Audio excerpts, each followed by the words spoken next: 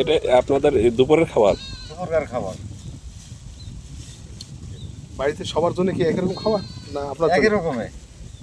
পান্তা ভাত? হ্যাঁ, পান্তা ভাত। এখন লবণ ছিটা দেবো আর ওই যে আলু সানা এটা দিয়েই খাইতে হবে। এখন রুচি বেশি থাকলে হয়তো ভালো খাইতে পারতাম, রুচি কম থাকাতে এইরকমই খাইতে হবে। তাহলে এটা তো খুব গরিব মানুষের জীবন এইরকমই, এইটুকু খেয়ে আমার সন্তুষ্ট হতে হবে বা ইনকাম করতে হবে, ইনকামের সোর্সে থাকতে হবে। হাজিরা কম পাইলে কি করব? জীবনটা তো বাঁচাতে হবে। রুচি কম হইলেও জীবনটা তো বাঁচাতে হবে। আপনার মেয়ে আপনার জন্য খাবার নিয়ে আসছে দুপুরের? আমার মেয়ে নিয়ে আসছে দুপুরবেলা খাবার, রন্ধা ভাত, আলুর ভর্তা। বাচ্চা ছেলের তৈরি তো তেমন ঝালটা গুঁড়ো হয়নি আর কি। এই যে দেখা যাচ্ছে ঝালটা গোটা গোটা একটু। আপনার মেয়ে তৈরি করে নিয়ে আসছে? হ্যাঁ, মেয়ে।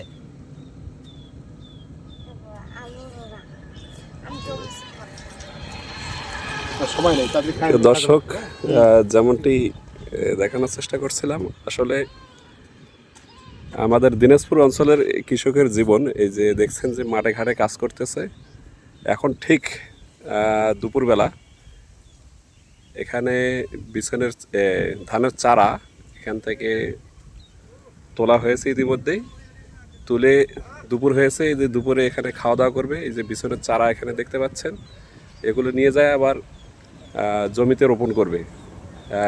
দুপুরে এই যে খাওয়া দাওয়ার পরে বাসা থেকে ওনার মেয়ে ওনার জন্য খাবার তৈরি করে নিয়ে এসেছে, উনি খাবার খাচ্ছে। এই হচ্ছে কৃষকের জীবন। কৃষকের জীবন কিন্তু অত্যন্ত অনেক কষ্টের জীবন। তারা অনেক পরিশ্রম করে ফসল ফলায়, তারপরে আমরা যারা শহরমুখী, শহরে বসবাস করি, তাদের মুখে অন্ন জোটে।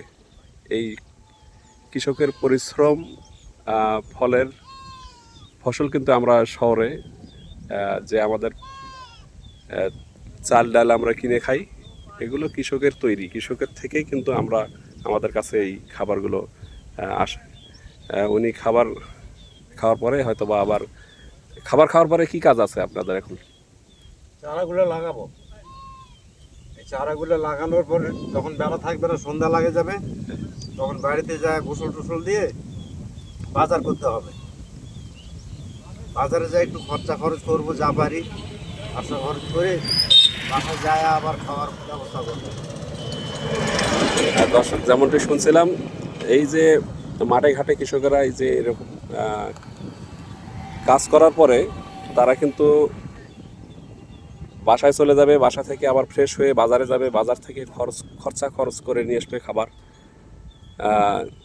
আগামীকালকের জন্য।